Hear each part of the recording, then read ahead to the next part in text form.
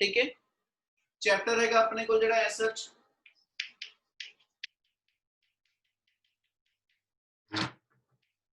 Fifth दा B part आ। Chapter का नाम सीगा अपने को जिहड़ा मोमेंट ऑफ इनर्शिया।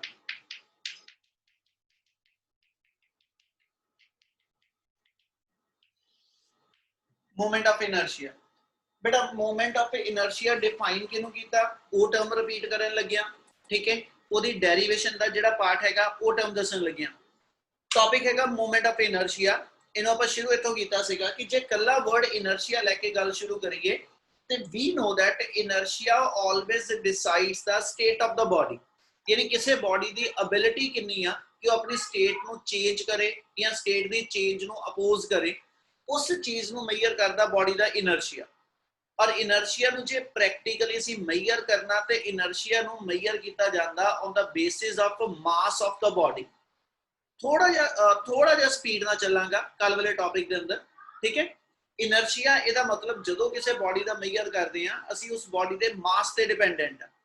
और जदों एज सच अगे वर्ड मूवमेंट लग गया तो असी क्या सी मूवमेंट वर्ड हमेशा तुहाडे कोल जिहड़ा वा किसी बॉडी की रोटेशनल मोशन च यूज होएगा और हमेशा एक्सिस ऑफ रोटेशन तो गिवन पार्टिकल का परपेंडिकुलर डिस्टेंस को डिफाइन करता। यानी जिथे वर्ड मूवमेंट आ गया it always to be mean perpendicular distance from the axis of rotation. ठीक है, इस वेले जे मूवमेंट लिखी आ किदी लिखी आ कहना इनर्शिया दी लिखी आ। ਇਹਦਾ मतलब ये हो गया कि whatever be the role played by the mass, whatever be the role played by the mass in a linear motion, the same role is played by the moment of inertia in rotational motion। मतलब मैं किसी body नू as such move कराना आ मेरे को कोई एक book इत्ते पई आ। ठीक है, मैं इनू मूव कराना ते जदों मैं इनू मूव कराना बेटा ते मैं इहदे ते जिहड़ी फोर्स लगाई आ है ना वो इस बॉडी दे मास ते डिपेंडेंट है। जे मेरी बॉडी हैवीयर आ इहदा मास ज्यादा वा इहदा मतलब it is difficult to change the state of the body है ना। ਅਸੀਂ ਫਿਰ ਉੱਤੇ बॉडी यूज कर रहे हैं इस बॉडी ਦਾ ਇਨਰਸ਼ੀਆ ਆਫ ਰੈਸਟ ਜ਼ਿਆਦਾ ਵਾ इसलिए इस बॉडी ਦੀ स्टेट जल्दी चेंज नहीं हो रही।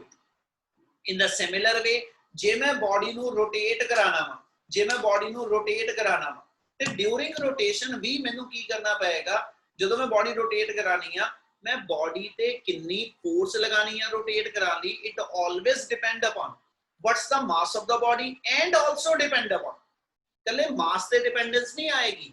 जे मैं ਇਹਦੀ ਲੀਨੀਅਰ ਮੋਸ਼ਨ ਦੇਣੀ ਆ ਤੇ ਲੀਨੀਅਰ ਮੋਸ਼ਨ ਤੇ मैं मास डिपेंडेंट ਆ पर ਪੁੱਤ ਜੇ मैं बॉडी ਨੂੰ रोटेशन ਲੈ ਲਓ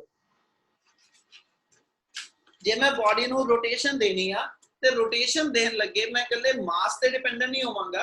वी आल्सो डिपेंड कहंदा जी where we apply the force over the body. मतलब बॉडी ਦੇ ਅੰਦਰ ਇਹਦਾ ਐਕਸਿਸ ਆਫ ਰੋਟੇਸ਼ਨ ਇਥੋਂ ਦੀ ਪਾਸ ਹੋ ਰਿਹਾ ਕਿ ਇਹਦੇ ਐਜ ਤੋਂ ਪਾਸ ਹੋ ਰਿਹਾ ਕਿ ਇਹਦੇ ਕਿਸੇ ਹੋਰ ਐਜ ਤੋਂ ਪਾਸ ਹੋ ਰਿਹਾ। ਕਹਿੰਦਾ that distance from axis of rotation also matter। ਇਸ ਲਈ moment of inertia ਜਿਹੜਾ ਹੋਏਗਾ ਇਹ ਬॉडी ਦੇ ਮਾਸ ਦੇ ਨਾਲ ठीक है बॉडी का एक्सिस ऑफ रोटेशन तो परपेंडिकुलर डिस्टेंस कितना उत्ते भी डिपेंडेंट है। मैं एक सिंपल जी एग्जांपल कोट करना कोई रिंग नु मैं रोटेट कराना।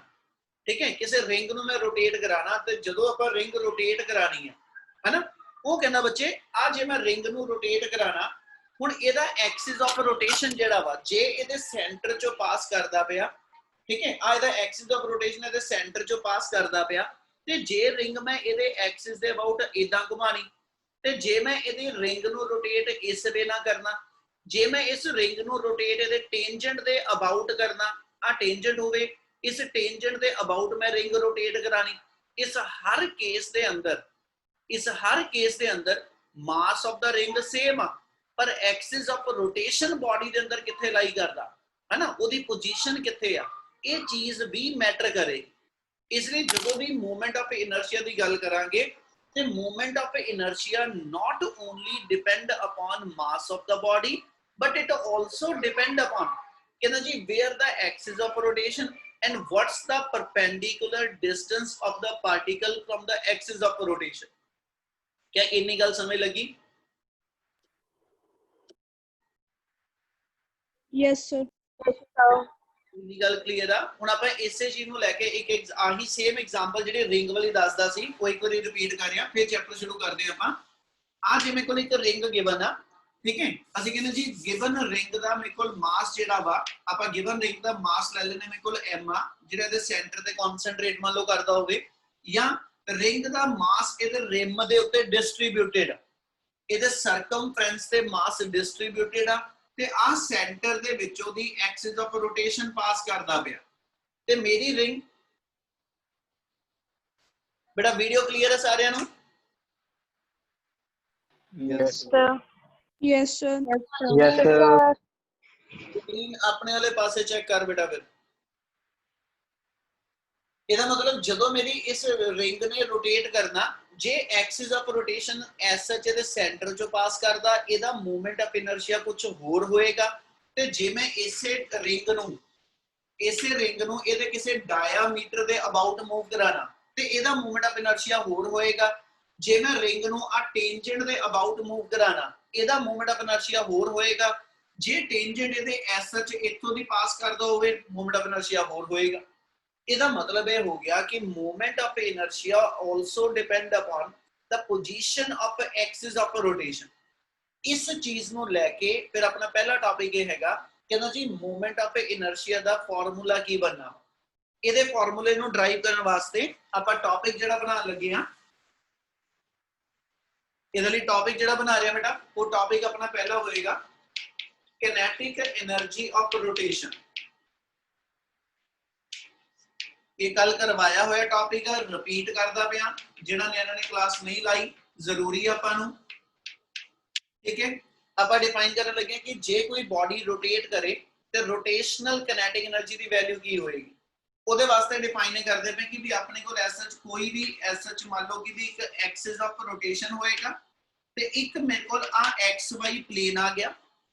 ਇਸ ਐਕਸ ਵਾਈ ਪਲੇਨ ਦੇ ਵਿੱਚ ਮੇਰੀ ਬਾਡੀ ਲਾਈ ਕਰਦੀ ਪਈ ਆ, ਔਰ ਆ ਜ਼ੈਡ ਐਕਸਿਸ ਜਿਹੜਾ ਹੋਏਗਾ ਇਹ ਮੇਰਾ ਰੋਟੇਸ਼ਨਲ ਐਕਸਿਸ ਆ। ਜਦੋਂ ਮੇਰੀ ਬਾਡੀ ਐਕਸ ਵਾਈ ਪਲੇਨ ਚ ਰੋਟੇਟ ਕਰੇਗੀ, ਤੇ ਰੋਟੇਟ ਕਰੇਗੀ ਆਪਣੇ ਜ਼ੈਡ ਐਕਸਿਸ ਦੇ ਅਬਾਊਟ, ਠੀਕ ਹੈ।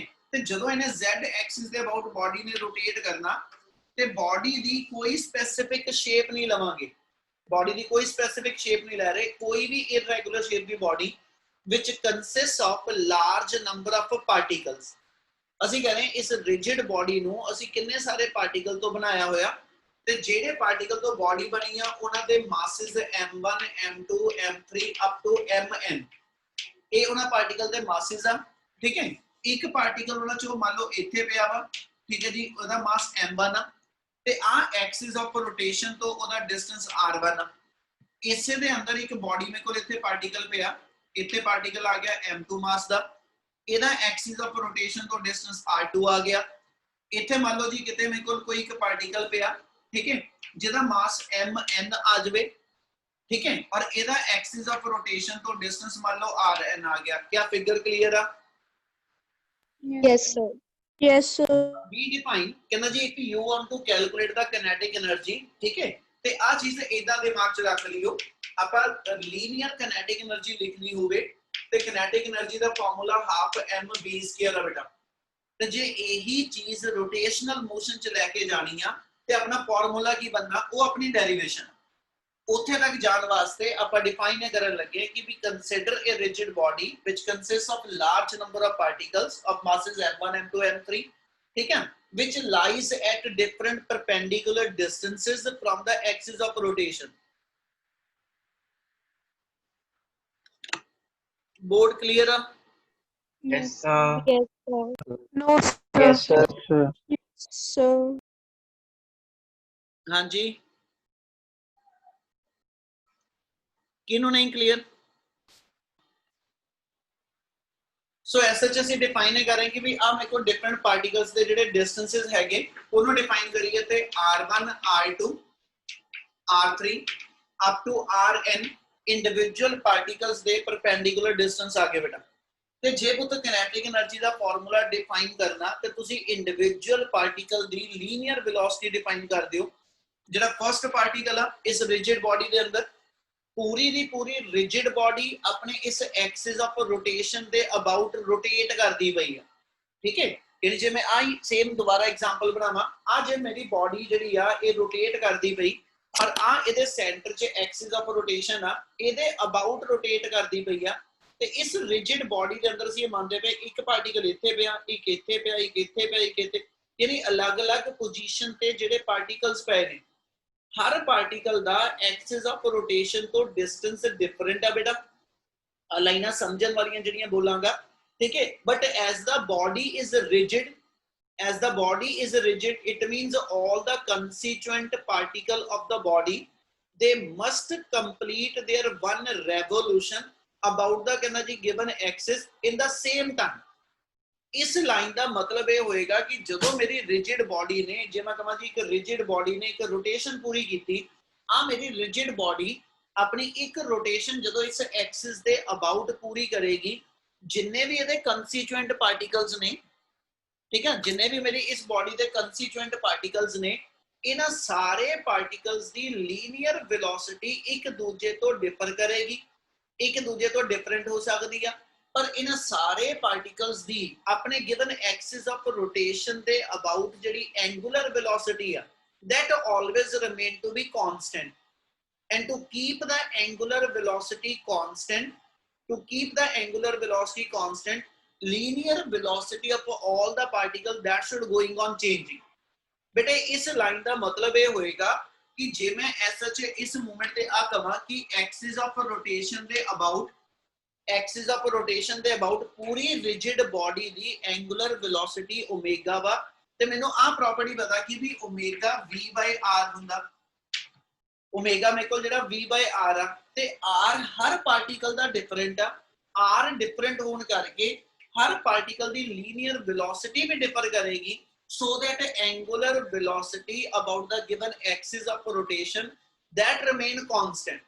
क्योंकि जदों आ बॉडी ने रोटेट करना वा, है ना, ते बेटा ये नहीं बेटा एक पार्टिकल रोटेशन पहलो कंप्लीट कर गया, दूजा कोई बाद चो कर गया, यानी कोई अगे या कोई पिछे है। इहदा मतलब जदों रिजिड बॉडी ने अपनी एक रोटेशन कंप्लीट करनी आ ते इंडिविजुअल पार्टिकल अपनी लीनियर वेलोसिटी अपने डिस्टेंस दे अक्रॉस जिहड़ी आ वो एडजस्ट करोगे, सो दैट उन सारियां दी एंगुलर वेलोसिटी जिहड़ी होएगी दैट रिमेन कांस्टेंट। क्या आ लाइन समझ लगदी पई? Yes, sir. Yes, sir. Yes, sir. इससे Yes, sir. इस प्रॉपर्टी दे करके आपां फर्स्ट पार्टिकल दी वेलोसिटी इत्थे v1 दिखा दिंदे, सेकंड पार्टिकल दी वेलोसिटी इत्थे v2 दिखा दो, nth पार्टिकल दी vn दिखा दो, यानी लीनियर वेलोसिटी सारे दी डिफरेंट होएगी, लीनियर जेडे परपेंडिकुलर डिस्टेंस आ वो सारे दे डिफरेंट आ, पर angular velocity of all the particle, ठीक है, due to rigid body that remain constant. ਉਹਦੇ ਲਈ ਫਿਰ ਆਪਾਂ ਕੀ ਕਹਿੰਦੇ ਪਏ, ਇੰਡੀਵਿਜੂਅਲ ਵੈਲੋਸਿਟੀ ਡਿਫਾਈਨ ਕਰ ਦੋ, v1 v2 v3 up to vn, ਇਹ ਮੇਰੇ ਕੋਲ ਹਰ ਇੰਡੀਵਿਜੂਅਲ ਪਾਰਟੀਕਲ ਦੀ ਲੀਨੀਅਰ ਵੈਲੋਸਿਟੀ ਆ। ਇਸ ਵੈਲੋਸਿਟੀ ਔਰ ਇਸ ਮਾਸ ਦੇ ਨਾਲ ਇੰਡੀਵਿਜੂਅਲ ਕਿਸੇ ਇੱਕ ਪਾਰਟੀਕਲ ਦੀ ਅਸੀਂ ਕਿਨੈਟਿਕ એનર્ਜੀ ਡਿਫਾਈਨ ਕਰੀਏ। we know that kinetic energy of first particle, ਜੇ ਅਸੀਂ ਫਸਟ ਪਾਰਟੀਕਲ ਦੀ ਕਿਨੈਟਿਕ એનર્ਜੀ ਡਿਫਾਈਨ ਕਰੀਏ the kinetic energy of first particle is equal to half m1 v1 square। पहलो लीनियर फॉर्म च kinetic energy दस दो, फिर linear velocity नु angular velocity च कन्वर्ट कर दियो, ते फिर थोड़ी रोटेशनल kinetic energy बननी शुरू हो। हुन इनु फर्दर सिंपलीफाई करन लई तुसी v दी थां ते ओमेगा इन्वॉल्व करना ते अपने को रिलेशन होएगा but v equal to r omega, ठीक है। पहले पार्टिकल की वेलोसिटी v1 होगी, पहले का डिस्टेंस r1 हो गया, ओमेगा ओमेगा 1 ओमेगा 2 नहीं बनना, आ वैल्यू इथे पुट कर दियो, ते देयरफॉर साडे कोल किनेटिक एनर्जी फर्स्ट पार्टिकल दी वो आ जाएगी जी half m1 into r1 square into omega square. क्या इतनी कंडीशन क्लियर है? Yes, sir. Yes, sir. Yes, sir. बच्चे एक तरह कल वाला सारा लेक्चर रिपीट आ, ठीक है, ये जरूरी सीगा इसलिए एक बार करा रहे हैं सारे। सो फर्स्ट पार्टिकल दी किनेटिक आ गई, हुन एक दी लेके सारे दी जेडी सिमिलर डिफाइन कर दो। Similarly kinetic energy of second particle half m2 into r2 square into omega square आ जू, इदां ही nth पार्टिकल दी लिखनी है।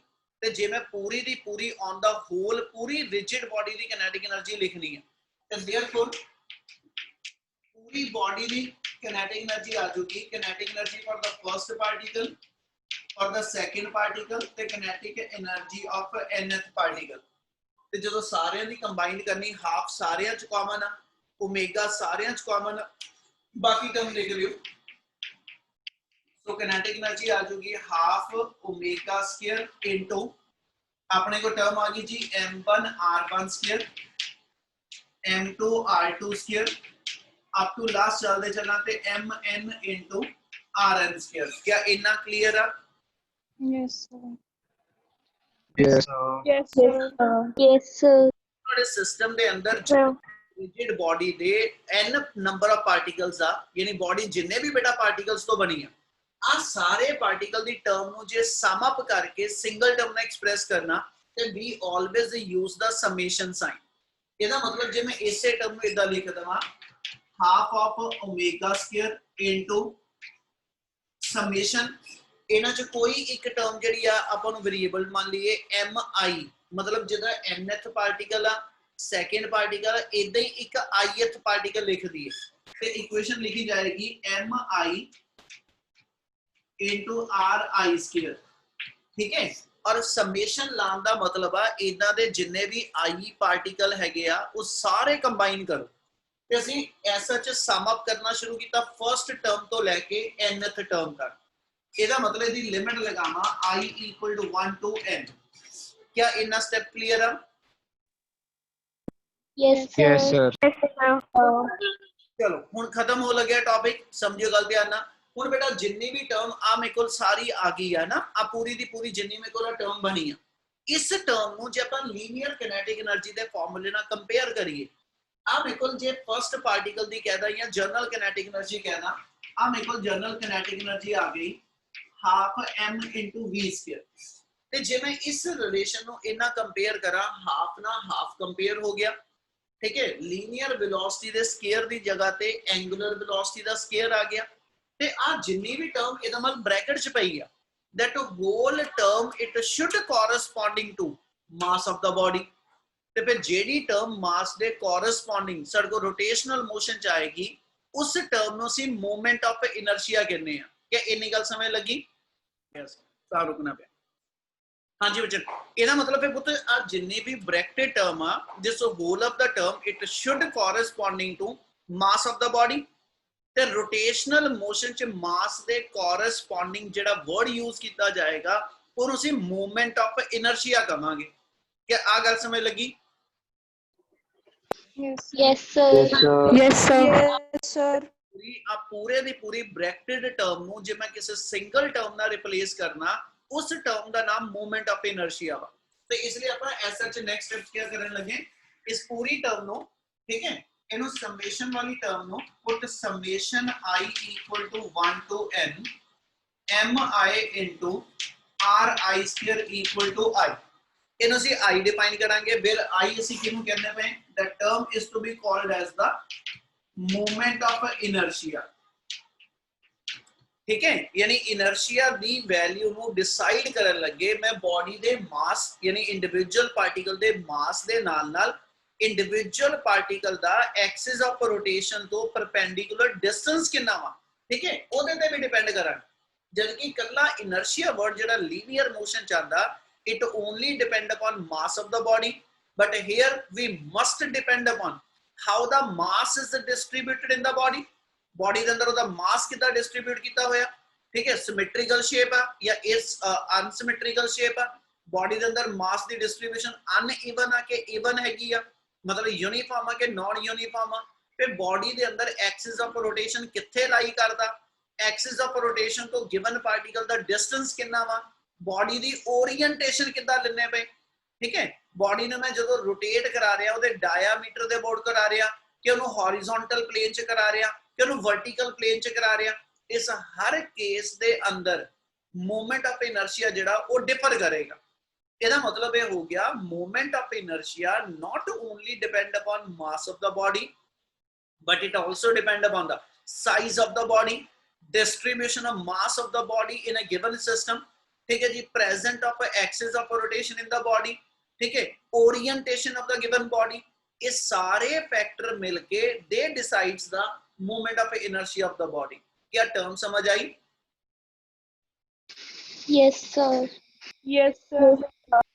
ਤੇ ਜੇ ਹੁਣ ਇਸ ਟਰਮ ਨੂੰ ਯੂਨਿਟ ਵਾਈਜ਼ ਲੈ ਕੇ ਚੱਲੀਏ ਬੇਟਾ ਤੇ ਇਥੋਂ ਜਨਰਲਾਈਜ਼ ਕਰਕੇ ਕਹਿਦਾ ਤੇ ਇਹਦਾ ਮਤਲਬ ਇਹ ਹੋ ਗਿਆ, ਫਿਰ ਉਹਦੇ ਆ ਵਾਲੀ ਟਰਮ ਨੂੰ ਖਤਮ ਕਰ ਲਈ ਆਪਾਂ ਤੇ देयरफॉर ਆਪਣੇ ਕੋਲ ਕਿਨੈਟਿਕ એનર્ਜੀ ਦਾ ਫਾਰਮੂਲਾ ਜਿਹੜਾ ਵਾ ਉਹ ਆ ਗਿਆ ਹਾਫ I ਓਮੇਗਾ ਸਕੁਅਰ, यानी आ मेरे को रोटेशनल किनेटिक एनर्जी का फार्मूला आएगा।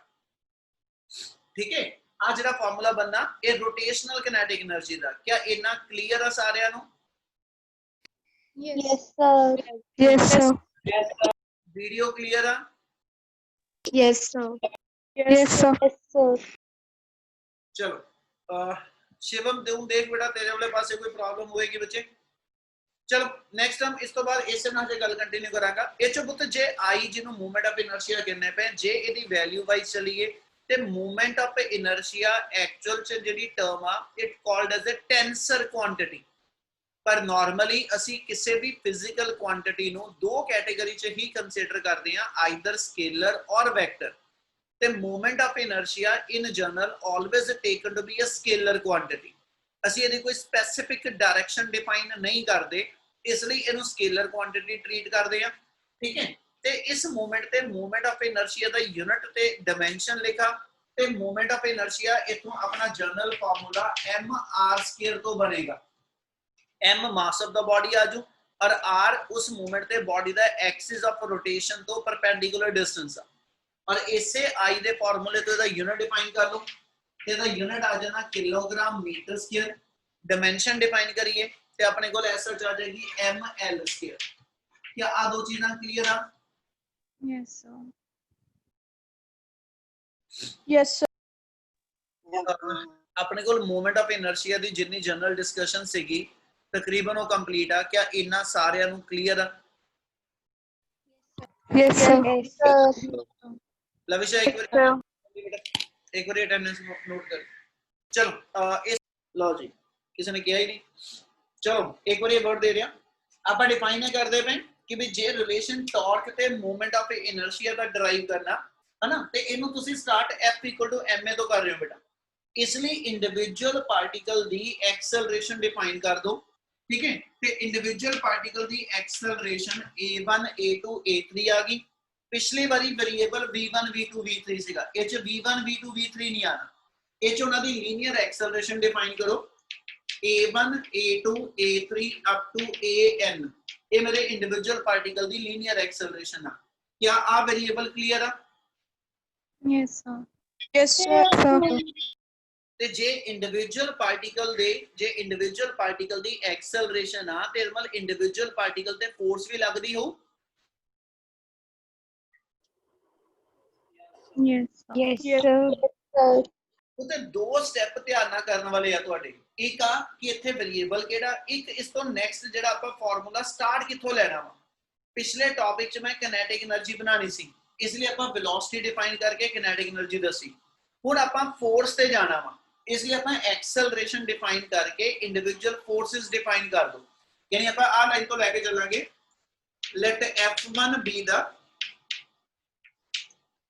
let F1 be the force acting on first particle।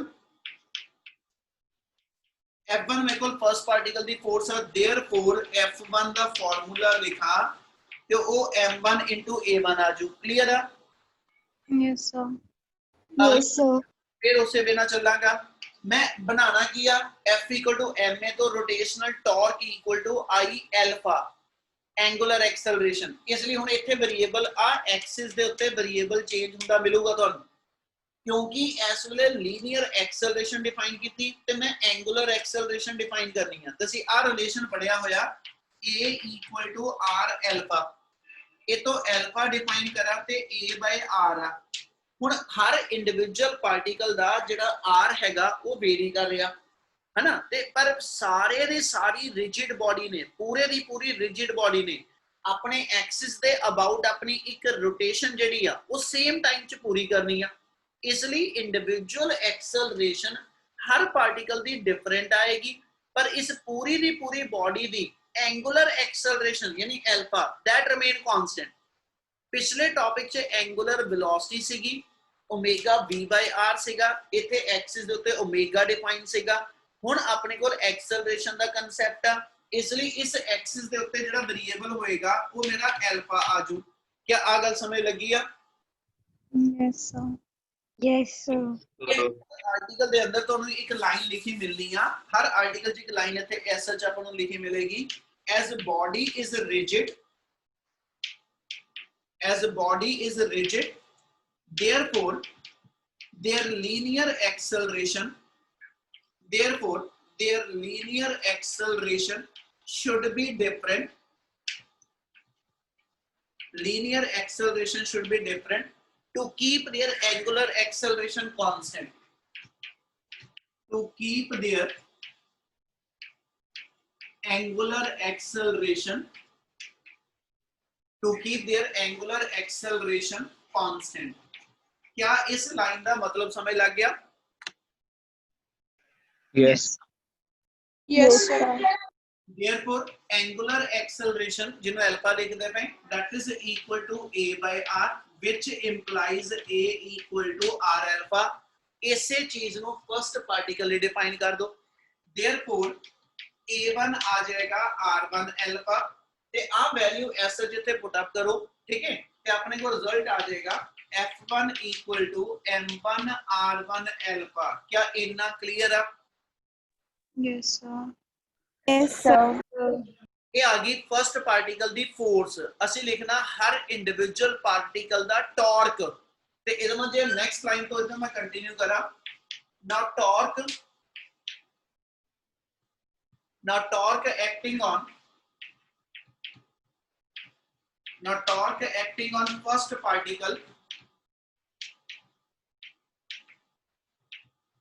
now torque acting on first particle is given by top the formula बोलो की हुंदा फोर्स दी फॉर्म च torque ना की रिलेशन है F into R. F into R. F. Force into perpendicular distance. force into perpendicular distance from axis of rotation।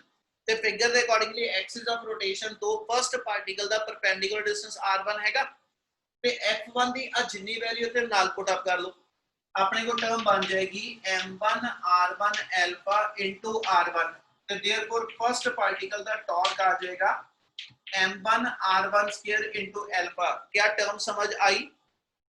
Yes, sir. Yes, sir. Yes, sir. First particle Yes, sir. सिर्फ first particle step अपने पूरे complete करो, उस तो बाद similar कह के topic बन जाता सारा, ठीक है। और आ एस सच पहली बारी समझते पे हो इसलिए टाइम लग रहा है, अदरवाइज ये दो लाइना च टॉपिक खत्म हो जाता बेटा, ठीक है। हुण जे यही चीज अपन नेक्स्ट सेकंड पार्टिकल डिफाइन करेंगे,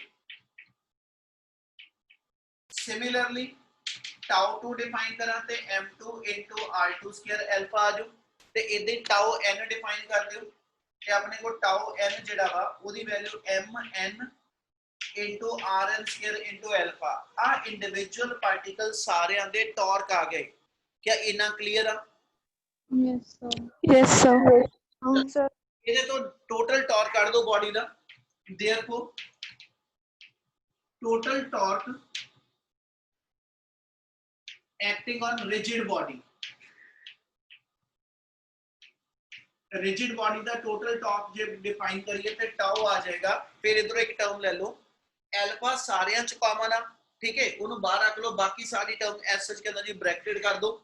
अपने को टर्म आ गई alpha into m1 r1 square plus m2 r2 square up to last चलते चलिए तो mn इंटू rn स्क्वायर। क्या step clear? Yes, sir. Yes, sir.